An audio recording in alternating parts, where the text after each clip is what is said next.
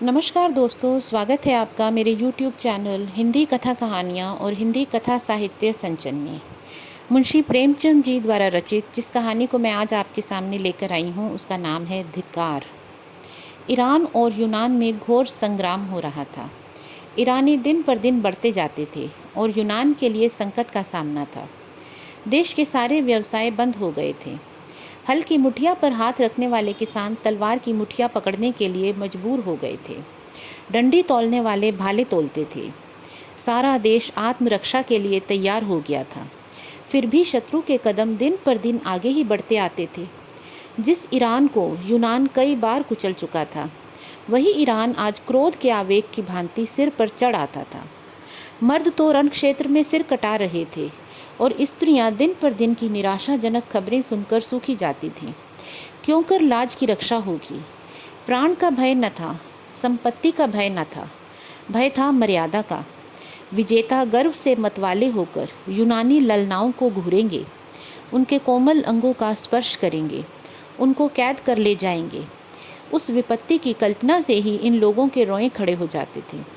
आखिर जब हालत बहुत नाजुक हो गई तो कितने ही स्त्री पुरुष मिलकर डेल्फी के मंदिर में गए और प्रश्न किया, देवी, हमारे ऊपर देवताओं की वक्र दृष्टि क्यों है? हमसे ऐसा कौन सा अपराध हुआ है? क्या हमने नियमों का पालन नहीं किया, कुर्बानियाँ नहीं की, व्रत नहीं रखे? फिर देवताओं ने क्यों हमारे सिरों से अपनी रक्षा का हाथ उठा लिया? पुजारिन ने कहा, देवताओं की असीम कृपा भी देश के द्रोही के हाथ से देश को नहीं बचा सकती। इस देश में अवश्य कोई न कोई द्रोही है। जब तक उसका वध न किया जाएगा, देश के सिर से यह संकट न टलेगा। इस पर लोगों ने पूछा, देवी, वह द्रोही कौन है? इस पर पुजारिन ने कहा, जिस घर से रात को गाने की ध्वनि आती हो, जिस घर से दिन को सुगंध की लपटें आती हों, जिस पुरुष की आंखों में मद की लाली छलकती हो, वही देश का द्रोही है। लोगों ने द्रोही का परिचय पाने के लिए और कितने ही प्रश्न किए, पर देवी ने कोई उत्तर न दिया। अब यूनानियों ने द्रोही की तलाश करनी शुरू की। किसके घर में से रात को गाने की आवाज़ें आती हैं? सारे शहर में संध्या होते ही स्यापा सा छा जाता है। अगर कहीं आवाज़ें सुनाई देती हैं तो रोने की, हंसी और गाने की आवाज़ें तो कहीं ना सुनाई देती थी। दिन को सुगंध की लपटें किस घर से आती हैं? लोग जिधर जाते थे, किसे इतनी फुर्सत थी कि घर की सफाई करता, घर में सुगंध जलाता। धोबियों का अभाव था, अधिकांश तो लड़ने के लिए चले गए थे। कपड़े तक न धुलते थे। इत्र फुलेल कौन मलता? किसकी आंखों में मद की लाली झलकती है? लाल आंखें दिखाई देती थीं, लेकिन यह मद की लाली न थी, यह आंसुओं की लाली थी। मदिरा की दुकानों पर खाक उड़ रही थी। इस जीवन और मृत्यु के संग्राम में विलास की किसे सूझती? लोगों ने सारा शहर छान मारा, लेकिन एक भी आंख ऐसी ना दिखाई दी जो मद से लाल हो। कई दिन गुजर गए। शहर में पल पल पर रण क्षेत्र से भयानक खबरें आती थीं और लोगों के प्राण सूख जाते थे। आधी रात का समय था। शहर में अंधकार छाया हुआ था, मानो शमशान हो। किसी की सूरत ना दिखाई देती थी। जिन नाट्यशालाओं में तिल रखने की जगह ना मिलती थी, वहाँ सियार बोल रहे थे। जिन बाज़ारों में मनचले जवान अस्त्र शस्त्र सजाए ऐंठते फिरते थे, वहाँ उल्लू बोल रहे थे। मंदिरों में ना गाना होता था, ना बजाना। प्रसादों में अंधकार छाया हुआ था।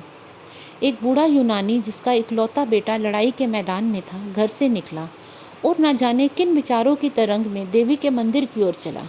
रास्ते में कहीं प्रकाश न था। कदम कदम पर ठोकरें खाता था, पर आगे बढ़ता चला गया। उसने निश्चय कर लिया, या तो आज देवी से विजय का वरदान लूँगा या उनके चरणों पर अपने को भेंट कर दूँगा। सहसा वह चौंक पड़ा। देवी का मंदिर आ गया था और उसके पीछे की ओर से किसी घर से मधुर संगीत की ध्वनि आ रही थी। उसको आश्चर्य हुआ, इस निर्जन स्थान में कौन इस वक्त रंगरेलियाँ मना रहा है? उसके पैरों में पर लग गए। मंदिर के पिछवाड़े जा पहुँचा। उसी घर से जिसमें मंदिर की पुजारिन रहती थी, गाने की आवाज़ें आती थी। वृद्ध विस्मित होकर खिड़की के सामने खड़ा हो गया। चिराग तले अंधेरा। देवी के मंदिर के पिछवाड़े में यह अंधेर। बूढ़े ने द्वार से झांका। एक सजे हुए कमरे में मोमबत्तियां झाड़ों में जल रही थीं। साफ सुथरा फर्श बिछा था और एक आदमी मेज पर बैठा हुआ गा रहा था। मेज पर शराब के बोतल और प्यालियां रखी थी। दो गुलाम मेज के सामने हाथ में भोजन के थाल लेकर खड़े थे। जिसमें से मनोहर सुगंध की लपटें आ रही थी। बूढ़े यूनानी ने चिल्लाकर कहा, यही देशद्रोही है, यही देशद्रोही है।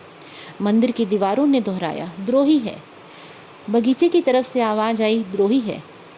मंदिर की पुजारिन ने घर में से सिर निकाल कर कहा, हाँ हाँ, द्रोही है। यह देशद्रोही उसी पुजारिन का बेटा पासोनियस था। देश में रक्षा के जो उपाय सोचे जाते थे, शत्रुओं का दमन करने के लिए जो निश्चय किए जाते थे, उनकी सूचना वह ईरानियों को दे रहा था। सेनाओं की प्रत्येक गति की खबर ईरानियों को मिल जाती थी और उन प्रयत्नों को विफल बनाने के लिए वह पहले से ही तैयार हो जाते थे। यही कारण था कि यूनानियों को जान लड़ा देने पर भी विजय न होती थी। इसी कपट से कमाए हुए धन से वह भोग विलास करता था। उस समय जबकि देश में घोर संकट पड़ा हुआ था, उसने अपने स्वदेश को अपनी वासनाओं के लिए बेच दिया। अपने विलास के सिवा उसे किसी बात की चिंता न रही। कोई मरे या जिए, देश रहे या जाए, उसकी बला से। केवल अपने कुटिल स्वार्थ के लिए देश की गर्दन में गुलामी की बेड़ियां डलवाने को तैयार था। पुजारिन अपने बेटे के दुराचरण से अनभिज्ञ थी। वह अपनी अंधेरी कोठड़ी से बहुत कम निकलती थी, वहीं बैठी जब तब किया करती थी। परलोक चिंतन में उसे इहलोक की खबर न थी। मन इंद्रियों ने बाहर की चेतना को शून्य सा कर दिया था। वह इस समय भी कोठरी के द्वार बंद किए हुए देवी से अपने देश के कल्याण के लिए वंदना कर रही थी कि सहसा उसके कानों में आवाज़ आई, यही द्रोही है, यही द्रोही है। उसने तुरंत द्वार खोलकर बाहर की ओर झांका। पासोनियस के कमरे से प्रकाश की रेखाएं निकल रही थीं। उन्हीं रेखाओं पर संगीत की लहरें नाच रही थी। उसके पैरों तले से जमीन निकल गई। कलेजा धक सा हो गया। ईश्वर, क्या मेरा बेटा देशद्रोही है? आप ही आप, किसी अंत प्रेरणा से पराभूत होकर वह चिल्ला उठी, हाँ, यही देशद्रोही है। यूनानी स्त्री पुरुषों के झुंड उमड़ पड़े और पासोनियस के द्वार पर खड़े होकर चिल्लाने लगे, यही देशद्रोही है। पासोनियस के कमरे की रोशनी ठंडी हो गई। संगीत भी बंद था, लेकिन द्वार पर प्रति क्षण नगरवासियों का समूह बढ़ता जाता था और रह रह कर सहस्त्र कंठों से ध्वनि निकलती थी, यही देशद्रोही है। लोगों ने मशालें जलाईं और अपने लाठी डंडे संभाल कर मकान में घुस पड़े। कोई कहता था सिर उतार दो, कोई कहता था देवी के चरणों पर बलिदान कर दो। कुछ लोग उसे कोठे से नीचे गिरा देने का आग्रह कर रहे थे। पासोनियस समझ गया कि अब मुसीबत की घड़ी सिर पर आ गई है। तुरंत जीने से उतरकर नीचे की ओर भागा और कहीं शरण की आशा न देखकर देवी के मंदिर में जा घुसा। अब क्या किया जाए? देवी की शरण में जाने वाले को अभयदान मिल जाता है। परंपरा से यही प्रथा थी। मंदिर में किसी की हत्या करना महापाप था, लेकिन देशद्रोही को इतने सस्ते में कौन छोड़ता? भांति भांति के प्रस्ताव होने लगे। सुअर का हाथ पकड़कर बाहर खींच लो, ऐसे देशद्रोही का वध करने के लिए देवी हमें क्षमा कर देंगी। देवी, आप उसे क्यों नहीं निगल जाती? पत्थरों से मारो, पत्थरों से, अपने आप निकल कर भागेगा। निकलता क्यों नहीं रे कायर? क्या मुंह में कालिख लगा कर बैठा हुआ है? रात भर यही शोर मचा और पासोनियस न निकला। आखिर यह निश्चय हुआ कि मंदिर की छत खोदकर फेंक दी जाए। पासोनियस दोपहर की धूप और रात की कड़ाके की सर्दी में अपने आप अकड़ जाएगा। बस फिर क्या था, आन की आन में लोगों ने मंदिर की छत और कलश ढा दिए। अभागा पासोनियस दिन भर तेज धूप में खड़ा रहा। उसे जोर की प्यास लगी, लेकिन पानी कहाँ? भूख लगी, पर खाना कहाँ? सारी जमीन तवे की भांति जलने लगी, लेकिन छाह कहाँ? इतना कष्ट उसे जीवन भर में ना हुआ था। मछली की भांति तड़पता था और चिल्ला चिल्ला कर लोगों को पुकारता था, मगर वहाँ कोई उसकी पुकार सुनने वाला न था। बार बार कस्में खाता था कि अब मुझसे अपराध न होगा, लेकिन कोई उसके निकट न आता था। वह चाहता था कि दीवारों से टकरा कर प्राण दे दे, लेकिन यह आशा रोक लेती थी कि शायद लोगों को मुझ पर दया आ जाए। वह पागलों की तरह जोर जोर से कहने लगा, मुझे मार डालो, मार डालो, एक क्षण में प्राण ले लो, इस भांति जला जला कर न मारो। ओ हत्यारों, तुम्हें जरा भी दया नहीं। दिन बीता और रात, भयंकर रात आई। ऊपर तारागण चमक रहे थे, मानो उसकी विपत्ति पर हंस रहे हों। ज्यों ज्यों रात बीतती थी, देवी विकराल धूप धारण किए आती थी। कभी वह उसकी ओर मुंह खोलकर लपकती, कभी उसे जलती हुई आंखों से देखती। उधर क्षण क्षण सर्दी बढ़ती जाती थी। पासोनियस के हाथ पांव अकड़ने लगे, कलेजा कांपने लगा। घुटनों में सिर देकर बैठ गया और अपनी किस्मत को रोने लगा। कुर्ते को खींचकर कभी पैरों को छिपाता, कभी हाथों को। यहाँ तक कि इस खींचातानी में कुर्ता भी फट गया। आधी रात जाते जाते बर्फ़ गिरने लगी। दोपहर को उसने सोचा था गर्मी ही सबसे कष्टदायक है, पर ठंड के सामने उसे गर्मी की तकलीफ़ भूल गई। आखिर शरीर में गर्मी लाने के लिए उसे एक व्यूँत सूझी।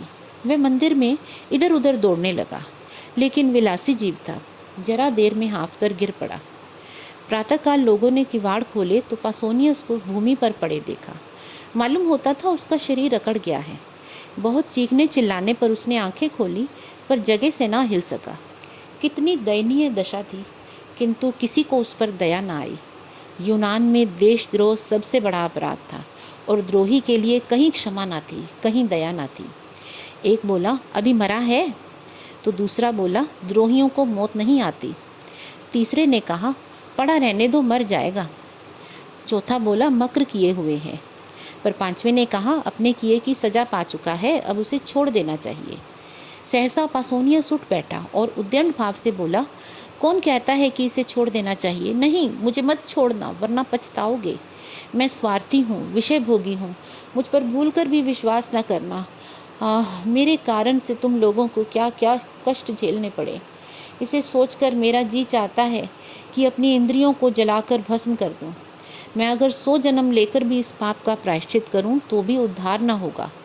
पर तुम भूलकर भी मेरा विश्वास न करो। मुझे स्वयं अपने ऊपर विश्वास नहीं है। विलास के प्रेमी सत्य का पालन नहीं कर सकते। मैं अब भी आपकी कुछ सेवा कर सकता हूँ। मुझे ऐसे ऐसे गुप्त रहस्य मालूम हैं जिन्हें जानकर आप ईरानियों का संहार कर सकते हैं, लेकिन मुझे अपने ऊपर विश्वास नहीं है और आपसे भी ये कहता हूँ, मुझ पर विश्वास न कीजिए। आज रात को देवी की मैंने सच्चे दिल से वंदना की है और उन्होंने मुझे ऐसे यंत्र बताए हैं जिससे हम शत्रुओं को परास्त कर सकते हैं। ईरानियों के बढ़ते हुए दल को आज भी आन की आन में उड़ा सकते हैं, लेकिन मुझे अपने ऊपर विश्वास नहीं है। यहाँ से बाहर निकलकर मैं इन बातों को भूल जाऊँगा। बहुत संशय है कि फिर ईरानियों की सहायता करने लगूँ। मुझ पर विश्वास न करना, मुझ पर विश्वास न करना। एक यूनानी बोला, देखो देखो क्या कहता है। दूसरा बोला, सच्चा आदमी मालूम होता है। तीसरे ने कहा, अपने अपराधों को आप स्वीकार कर रहा है। तो चौथा बोला, इसे क्षमा कर देना चाहिए और इससे सब बातें पूछ लेनी चाहिए। पर पांचवें ने कहा, देखो, यह नहीं कहता कि मुझे छोड़ दो, हमको बार बार याद दिलाता है मुझ पर विश्वास ना करो। तो छठा बोला, रात भर के कष्ट ने होश ठंडे कर दिए हैं, अब आंखें खुली हैं। इस पर पासोनियस फिर बोला, क्या तुम मुझे छोड़ने की बातचीत कर रहे हो? मैं फिर कहता हूँ, मैं विश्वास के योग्य नहीं हूँ, मैं द्रोही हूँ। मुझे ईरानियों के बहुत से भेद मालूम हैं। एक बार उनकी सेना में पहुँच जाऊँ तो उनका मित्र बनकर सर्वनाश कर दूँ, पर मुझे अपने ऊपर विश्वास नहीं। इस पर एक यूनानी ने फिर कहा, धोखेबाज इतनी सच्ची बातें नहीं कह सकता।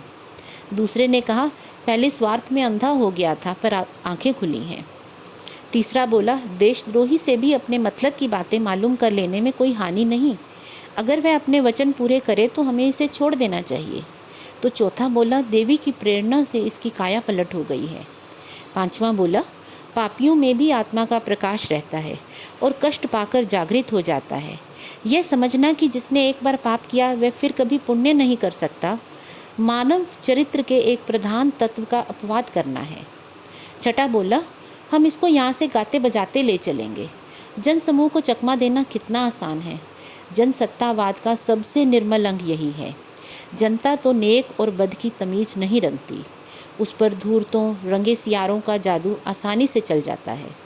अभी एक दिन पहले जिस पासोनियस की गर्दन पर तलवार चलाई जा रही थी, उसी को जुलूस के साथ मंदिर से निकालने की तैयारियां होने लगी, क्योंकि वह धूर्त था और जानता था कि जनता की कील क्यों कर घुमाई जा सकती है।